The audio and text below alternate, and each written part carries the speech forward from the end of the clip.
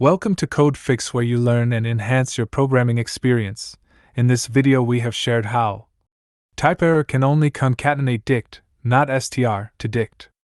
The error message, TypeError can only concatenate dict, not str to dict, occurs when you try to concatenate, i.e., combine, a dictionary with a string using the plus operator. For example, consider the following code. When you run this type of example code, then you will get this error.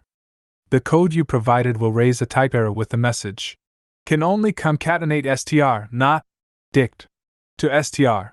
This is because you are trying to concatenate a dictionary object, error message, with a string error. To fix this error, you can convert the dictionary to a string using a suitable method, such as str, and then concatenate it with the string. For example, now let's run this example code. Here is the output you will get. This will output the concatenated string. Error, code, 401 message, access denied.